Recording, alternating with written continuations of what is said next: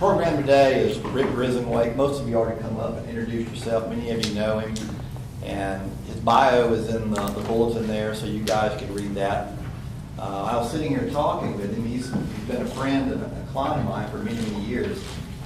And I didn't know until just a few minutes ago that he said he knew as a boy that he was going to grow up and become blind. And that's been with him all of his life. And he said, I think about 2 years ago, he became legally blind. What he's going to talk to you about today, and Tenny is here too. You can maybe see Tenny down there. I don't know if you can or not. But he's going to talk about today the process of getting a guide dog and how it has helped him regain and maintain his independence. And you guys need to know he runs a farm. He calls it a gentleman farm. And he walks up and back and forth. How many miles is it? Mile and 7/10. With that ferry traffic crossing the parkway and everything. And I thought, man, I don't know that I'd do that. But anyway, he's going to talk about that process. Rick Grisenwake.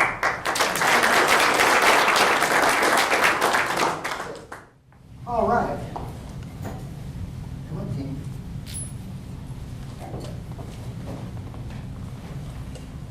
I am Rick Grisenwake, and I am blind. This is my guide dog, Tinny. Tinny is 2 years old. Tinny and I are graduates of Southeastern Guide Dogs in Palmetto, Florida.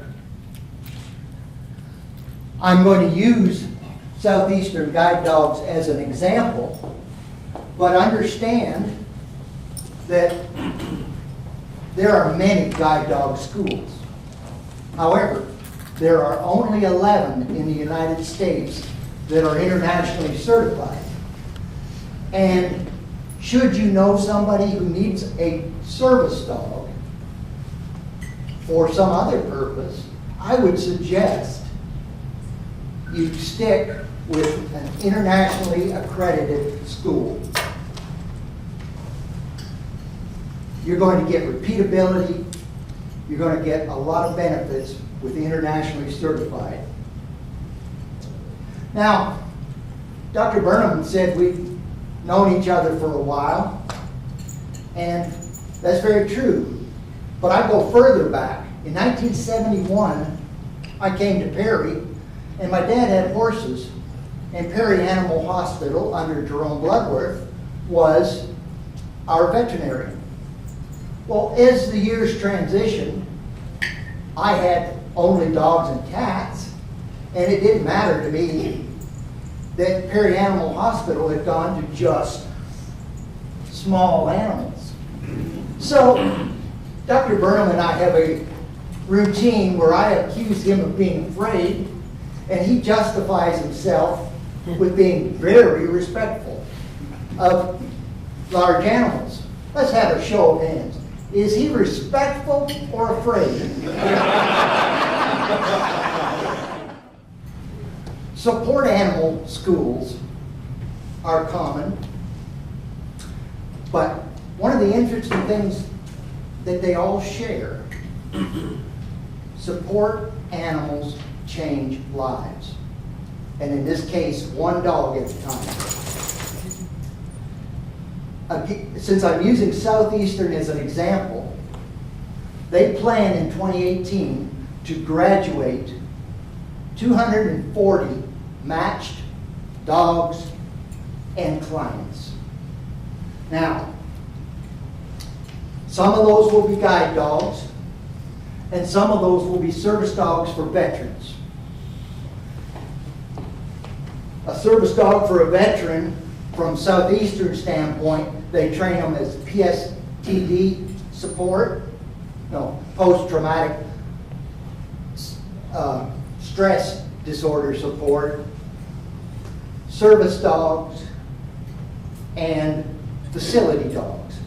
And sometimes it's just kind of an emotional support thing for the service and the facility dogs. Then Southeastern does interagency training. I found it interesting to know, I found it interesting to know that a dog that makes it through guide dog training, incredibly smart, but can't leave the table alone, they offer it to the bomb squad for training, further training, because bomb dogs work for food. Southeastern Guide Dogs has been in place for 35 years. It started in the home of the founders. It started with the clients coming. They could have 2 clients at a time in their 2 spare bedrooms, and they house and fed you like a bed and breakfast. Well, that family atmosphere continues 35 years later. What has changed is about 10, 11 years ago, they hired this gentleman from a small company called Goodwill as their chief executive officer. And Mr. Titus Herman, he is of the opinion that if you want gifts, bequeaths, wills, and smaller donations, you have to be a 5-star outfit. And I can tell you they are now a 5-star outfit. I'm sure they were before, but they had aging buildings. He has joined hands with a couple of healthy donors who have buildings named after them. And one of them is either an architect or a structural engineer. And those buildings he helped design, and they are hurricane resistant. And I know that they had hurricane trimming of the trees last spring, and when Irma came through, they had less branches to pick up in their yard than I had to pick up in mine. The last building is being raised this year, and then it will be all new buildings.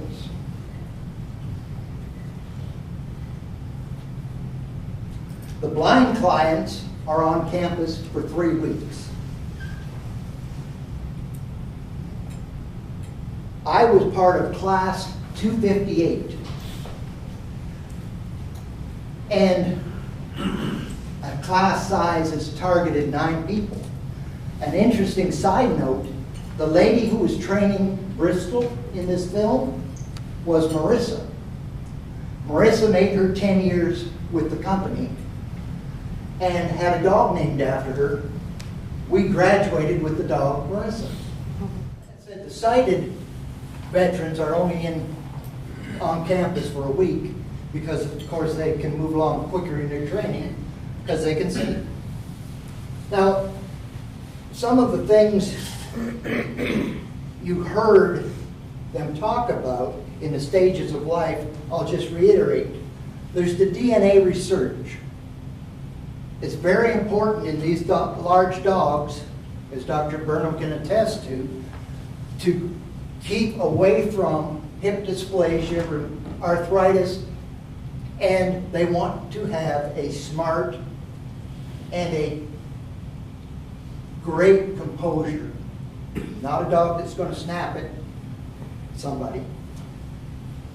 So one of the things they do is they have their breeders, hosts, keeping these dogs within 45 minutes of the campus. And in most cases, they whelp with the on-staff vets at Southeastern. The puppies are there for 10 weeks, and then they have a puppy raiser. And they're always looking for puppy raisers. Those of you who like puppies, but not necessarily adult dogs, you take it, you walk it, you get a placard, and you go wherever you go, just like this guide dog. And you teach it the 7 commands: sit, stay, stand,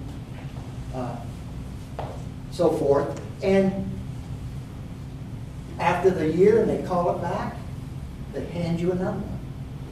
And you drive home and you start over. It's a great thing, and it's something I'll do when I have less dogs in the house. So that's several years away.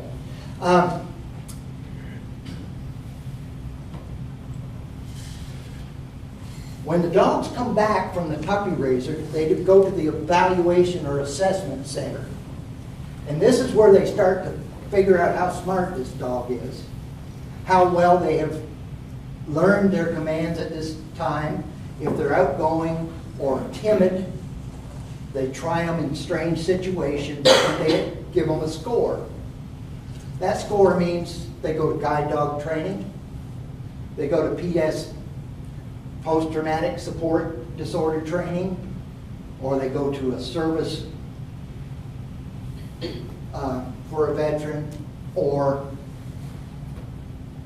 maybe they just have to go to the street, and Southeastern always has a list of people they can place the dropouts with. And the dropout might be an intelligent dog, but when they do the international assessment, the dog's got a configuration problem, they're going to have a short service life, and they don't want to invest in them. Okay, so after that, it's individualized training, and that lasts about 6 months. And then there's individualized matching. And I got Tinny about 18 months. Once they match, you go down to Southeastern, you do your 3 weeks or 1 week, is it, depending on the type of dog, and hopefully you leave with a forever friend.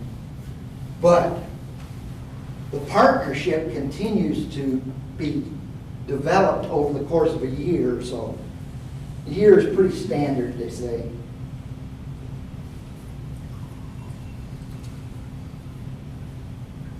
After we leave the facility, there is post-alumni services and post-alumni evaluation. I got Tinny in August. I had my evaluation in November. I got a lot of good pointers in that 4 hours she spent with me, and walked out to the farm and walked back, made sure I was crossing the road well and all that good thing. Then there's retirement, and then slide 5, slide 6, 5, 6, slide 6. They even have a method of providing memorial for the dog. So you can buy a brick in the memorial garden, or you can buy a colored plaque and put it on the memorial rainbow bridge.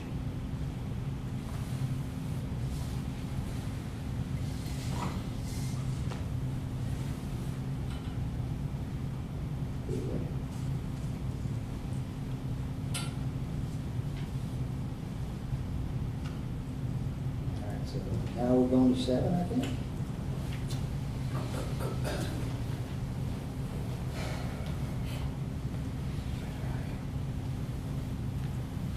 My eyes. I have malignant myopia.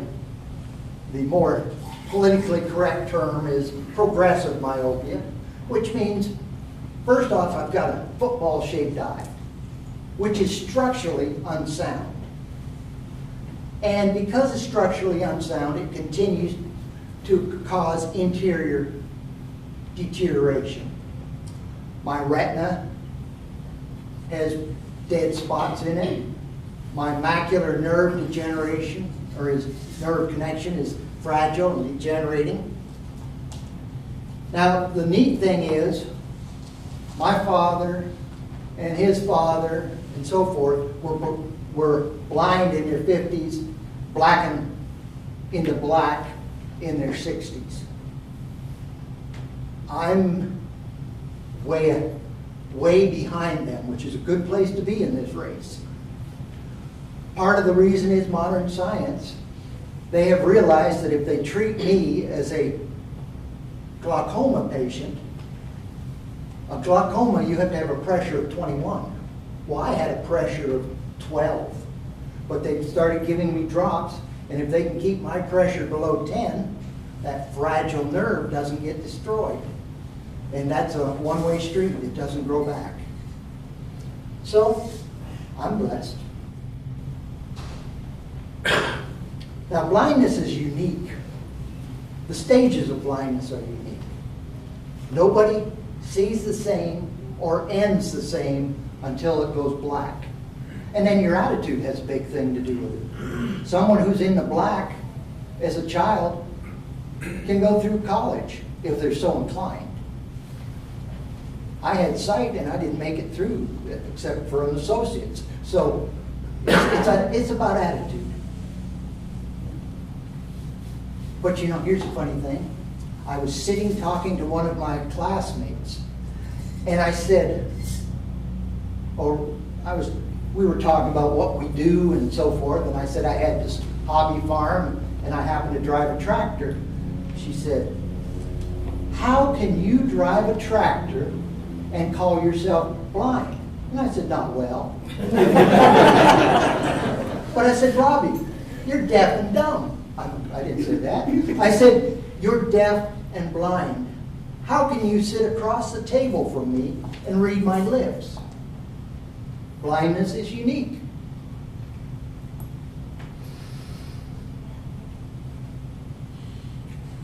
Blindness, I'm sorry, next slide. Blindness is a confidence destroyer. This sleeping dog is a confidence builder. When I went to Southeastern, they gave me that harness after a couple days, and I was turning it like a T-handle operating a skid steer.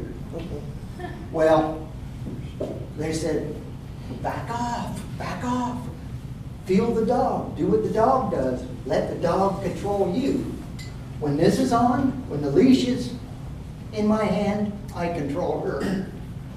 When that's in my hand, I make suggestions, left, right, and she takes me to the door. She's in control. One of my classmates said, close your eyes. So for 2 days, I kept my eyes closed. It is amazing what this dog can do. I have confidence in this dog.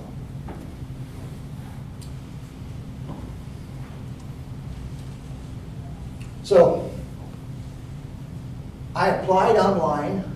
My wife said, it's time for you to get a dog. My big dog had been dead for about a year, and I qualified from anything Lou had read. So she said, get a dog.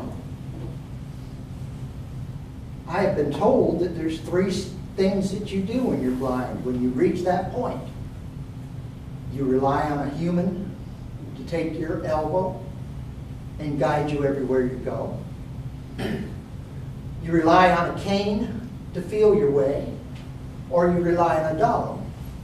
Now, I've been taught technology things by a blind instructor, and he said, I'll take my cane any day because I don't have to feed him. I don't have to go outside and clean up the food. So everybody's different. Everybody's unique. After my 3 weeks, I signed a contract. Number 1, that harness is theirs, because that is my passport into buildings, my passport into establishments. That belongs to them. They come and take it. And I know instances where they had to take it because they retired a dog before the owner was ready to retire the dog. But the dog's welfare comes first, and they replace them. Now, that dog is theirs till it's 5 years old, because they can repurpose a dog, but after 5 years, they're not going to put it in somebody's house, and it might go for another 2 years, or it might go to 11 years. Speaking of 11, I have to retire her on her 11th birthday. And then there's lots of other things. There's 8 pages of gobbledygook. Then, the learning at home. Tinny teaches me a lot. And I find some days that if I'm not paying attention, we will make a mistake. But she was right.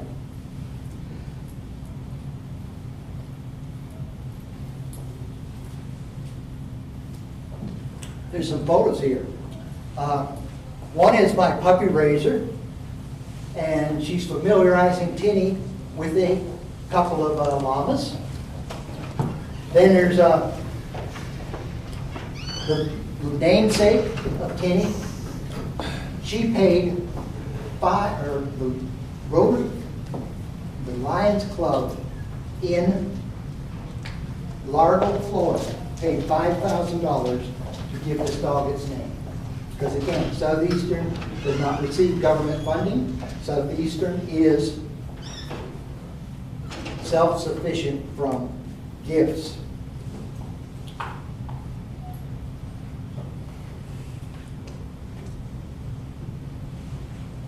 Now, this is an aside. Next slide, please.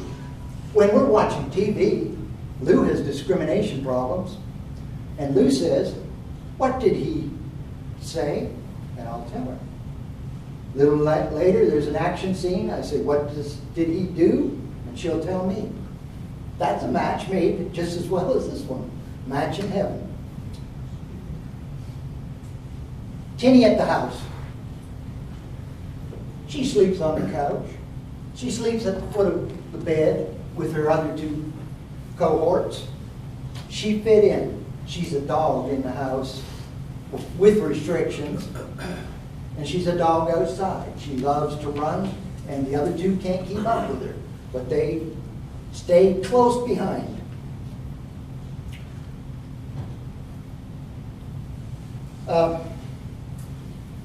When I walk down Kings Chapel Road,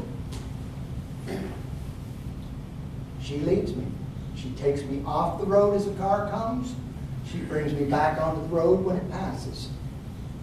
If the next one's close, she'll resist my urge to go back onto the pavement. All I have to do is pay attention to that harness. When we cross Kings Chapel Road, we break it into 5 steps. And at each step, she turns and looks at the traffic. I listen. She says when we can cross. My backup is I can see a car at about 100 feet, which is just time to duck. You don't even get to kiss it goodbye. Tinny doesn't like the tractor, but she does like her pen where she can catch up on sleep after her 1.5 mile walk. And she's such a good-natured soul, animals are dangerous for her, so she has to stay in the pen.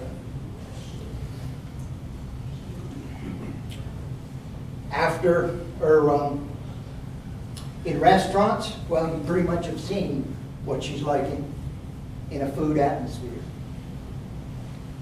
She's trained well. Alumni services, Heidi came in November. She told me everything was great, except I tended to socialize the dog too much. And the reason she's concerned about that is I could be crossing traffic in a big city, and she might be interested in the people walking towards her. So now if I let people pat her, harness off only, she has to sit. Because I like a social dog. So you see, she's got that life of support, and love. Look at those critters on the couch. And if you want to put yourself in my position, stand in one of those concrete triangles on Kings Chapel Road, the bypass there. Stand in there and close your eyes. Listen to traffic. When you think you're good, count to 10. Did you live? It's interesting. All right. Next slide, please. Americans with Disability Act. It was changed in and became effective in 2011. And dogs are the only service animal. And the dog, to be a service animal, has to be individually trained to do a task or do some work. Most emotional support animals do not fit that. So you'll see someone with emotional support whip out a certificate and show you their emotional support ticket that they bought on the internet. It's interesting that Delta Airlines has caught up with that, and they're changing their rules to an emotional support has to be certified by a veterinarian 2 days before you travel. I don't carry a certificate. Well, I really do, but I don't offer it. That harness is my certificate. And you're allowed to ask 2 questions. Was this dog trained to support the disabled? What is the nature of the disability? There's a couple points I want to make. Number 1, I paid for the gas to get down. I paid for the gas to get home. I was given a $60,000 dog free. I spent 3 weeks in a 5-star operation free. I was served by a chef. Most of us gained weight. Now, if the slideshow was up there, you'd see what I think of Tinny. I consider Tinny a great partner.